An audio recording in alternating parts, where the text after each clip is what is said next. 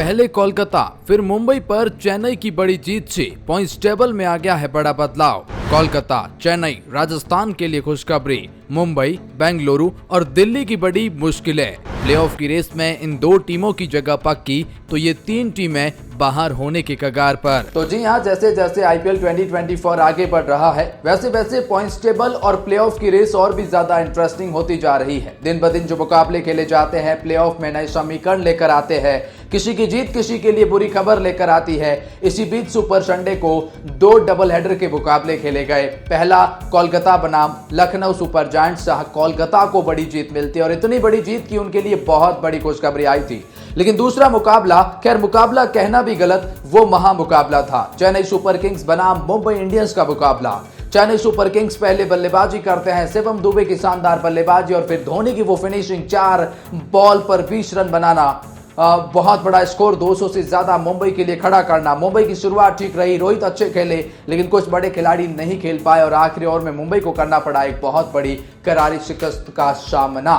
Chennai super Kings की जीत से playoff में उनके लिए बहुत बड़ी खुशखबरी आई है। कोलकाता के लिए भी आई है क्योंकि उनको भी एक बहुत बड़ी जीत मिली है।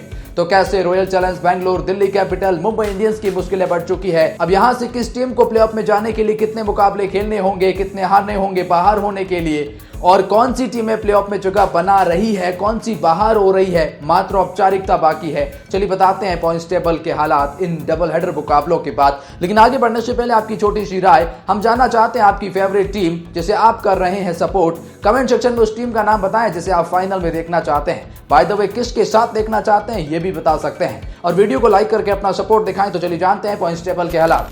पॉइंट्स टेबल में 10वें पायदान पर नाम रॉयल चैलेंजर्स बेंगलुरु का आता है। 6 मुकाबले खेले हैं और केवल 1 मुकाबला जीते हैं, 5 मुकाबला हारे हैं और 2 पॉइंट के साथ में इस वक्त पॉइंट्स टेबल के 10वें पायदान पर काबिज है।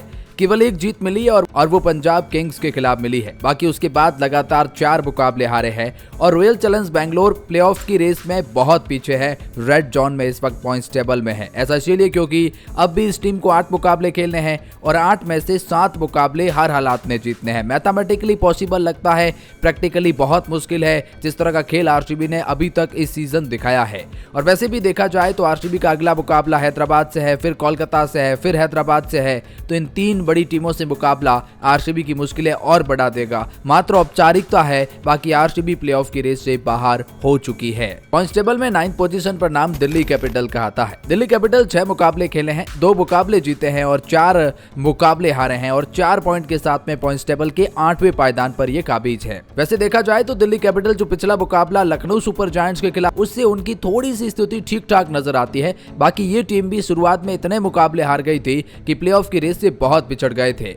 अब दिल्ली कैपिटल के लिए समीकरण यह है कि बचे हुए 8 मुकाबले और उसमें से 6 मुकाबले प्लेऑफ में जगह बनाने के लिए जीतने होंगे। 4 पॉइंट इन्होंने अर्जित किए हैं, 12 पॉइंट और करने होंगे और उसके लिए 6 जीतने होंगे और 6 जीतने हैं 8 मुकाबले खेलते हुए। तो मुश्किलें काफी है दिल्ली कैपिटल के लिए भी, रास्ता आसान नहीं है पॉइंट्स टेबल के लिए। शुरुआत में ये अभी तक रेड जोन में नजर आते हैं, भले ही पिछले मुकाबले में जीते हो लेकिन मामला अभी भी रेड जोन में बना हुआ है।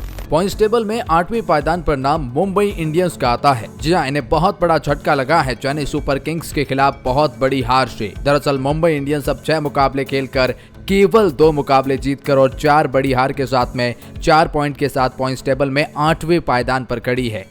Mumbai Indians Chennai super Kings के खिलाफ जीतना चाहिए वो मुकाबला, वो हार गई। प्लेऑफ की रेस में बहुत मुश्किलें बढ़ चुकी है। पहले लगातार 3 हारे, उसके बाद 2 जीते और ये हारे। दरअसल अब इस टीम को प्लेऑफ में जगह बनाने के लिए 8 मुकाबले खेलने होंगे और उसमें से 6 मुकाबले हर हालात में जीतने होंगे।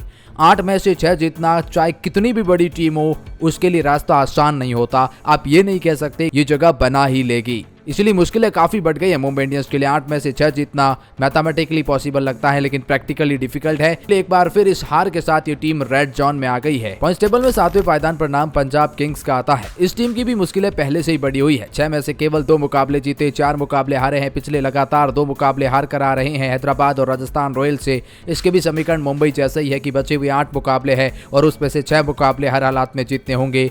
पंजाब किंग्स बहुत दिक्कतों का सामना करना पड़ रहा है, ये टीम भी उस रेड जोन में शामिल हो चुकी है। तो ये जो बॉटम की 4 टीमें हैं ये रेड जोन में नजर आती हैं। पॉइंट्स टेबल में 6th पोजीशन पर नाम गुजरात टाइटंस का आता है। 6 मुकाबले खेले हैं, 3 ही मुकाबले जीते हैं, 3 ही मुकाबले हारे हैं और 6 पॉइंट के साथ में ये 6th पोजीशन पर बने हुए हैं। पिछला मुकाबला राजस्थान के खिलाफ जीते थे। अब शुभमन गिल की इस टीम को प्लेऑफ में जगह बनाने के लिए अब भी 8 मुकाबले खेलने हैं और 8 में से ये टीम अगर 5 मुकाबले भी जीतती है तो ये 16 पॉइंट कंप्लीट कर लेंगे। 6 पॉइंट है, 10 पॉइंट और लाने हैं और उसके लिए 5 मुकाबले जीतने होंगे, 8 खेलने हैं। तो सिंपल सी समीकरण है, 8 में से 5 जीतिए और प्लेऑफ में जगह बनाइए। इस टीम को देखकर कह सकते हैं कि ऐसा हो भी सकता है, नहीं भी हो सकता है, तो वो मिडिल फेज में गुजरात टाइटंस नजर आती है। पॉइंट्स टेबल में 5वें पायदान पर नाम लखनऊ सुपर जायंट्स का आता है। आज इन्होंने जो कोलकाता नाइट राइडर के खिलाफ हार का सामना किया और इनफैक्ट इतनी बड़ी हार का सामना किया, इससे इनको बहुत बड़ा झटका लगा है। इससे पहले भी ये दिल्ली कैपिटल के खिलाफ एक क्लोज मुकाबले में हार गए। हालांकि इन्होंने अभी तक अपनी उस उम्मीदों को बरकरार रखा है क्योंकि शुरुआत के 4 में से ये 3 मुकाबले जीत गए थे। अब इस पॉइंट्स टेबल में 6 में से 3 जीते हैं, 3 हारे हैं और 6 पॉइंट के साथ में पॉइंट्स टेबल के 5वें पायदान पर बने हुए हैं। अच्छा, लखनऊ सुपर जायंट्स को प्लेऑफ में जगह बनाने के लिए करना क्या होगा?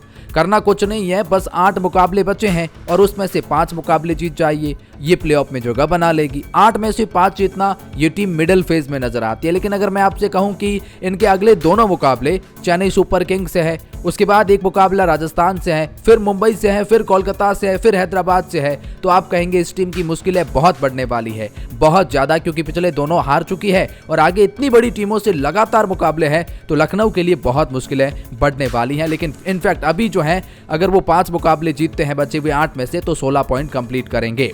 पॉइंट्स टेबल में 4थे पायदान पर नाम सनराइजर हैदराबाद का आता है। 5 मुकाबले खेले हैं, 3 ही मुकाबले जीते हैं, 2 मुकाबलों में हार मिली है और 6 पॉइंट के साथ में ये 4थे पायदान पर आ चुके हैं।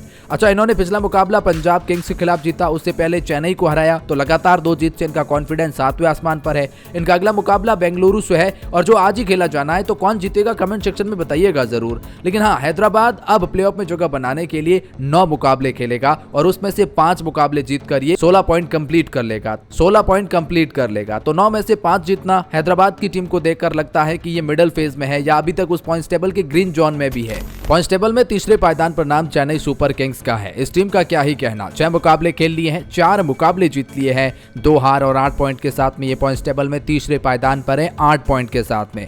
इनकी नेट रन रेट थोड़ी खराब है, केकेआर इसीलिए उनसे नीचे है, बाकी 8 पॉइंट इन्होंने भी अर्जित कर लिए हैं। और प्लेऑफ में जगह बनाने के लिए इस टीम को अभी भी 8 मुकाबले खेलने हैं और उसमें से ये टीम 4 मुकाबले भी जीतती है तो प्लेऑफ में जगह बना लेगी। 8 में से 4 जीतना चेन्नई जैसी टीम के लिए रास्ता काफी आसान नजर आने लगा है और इसीलिए आप कह सकते हैं कि चेन्नई प्लेऑफ की रेस में अब काफी आगे आ चुकी है, काफी आगे नजर आ रही है, इस वक्त ग्रीन जोन में है पॉइंट्स टेबल में। पॉइंट्स टेबल में दूसरे पायदान पर नाम कोलकाता नाइट राइडर का आता है। एक बहुत बड़ी जीत ने इनके लिए बहुत बड़ी खुशखबरी लेकर आई है, मानो प्लेऑफ में जगह बनाई है। दरअसल 5 मुकाबले खेल चुके हैं, 4 मुकाबले जीते और केवल 1 मुकाबला हारे हैं। 4 ये जीते हैं, बहुत बड़े मुकाबले, हारे हैं केवल चेन्नई से और बाकी 4 जीत चुके हैं। अच्छा, जो लखनऊ को हराया, बहुत बड़ी नेट रन रेट का इजाफा हुआ है। पॉइंट्स टेबल में इस वक्त सबसे अच्छी नेट रन रेट इन्हीं की है। लेकिन अगर प्लेऑफ में इनको जगह बनानी है तो 9 मुकाबले अभी भी इनको खेलने हैं और मैं अगर आपसे कहूं कि 9 में से ये 4 मुकाबले भी जीत गए तो 16 पॉइंट कंप्लीट कर लेंगे और वहां से प्लेऑफ में इनकी जगह पक्की है। इनका एक पैर कोलकाता का प्लेऑफ में आ चुका है। दरअसल राजस्थान रॉयल तो खैर पूरी तरह से प्लेऑफ में नजर आती है, ऐसा इसलिए क्योंकि 6 में से 5 जीत चुके हैं, केवल 1 हारे हैं, 10 पॉइंट अर्जित कर लिए हैं, नेट रन रेट भी ठीक ठाक नजर आती है। अच्छा, राजस्थान रॉयल को प्लेऑफ में जगह बनाने के लिए अब भी 8 मुकाबले खेलने हैं। चूंकि 10 पॉइंट अर्जित कर चुके हैं, केवल 6 पॉइंट अर्जित और करने हैं तो 3 जीतने होंगे। कितने में से? 8 मुकाबलों में से 3 मुकाबले भी जीत गए तो ये 16 पॉइंट कंप्लीट कर लेंगे और चूंकि इस रेस में सबसे आगे राजस्थान नजर आती है, मान लो एक पैर इनका प्लेऑफ में है क्योंकि 8 में से 3 जीतना मानो हलवा है। कोलकाता और राजस्थान की तो लगता है कि ये टीमें प्लेऑफ में जगह बना चुकी है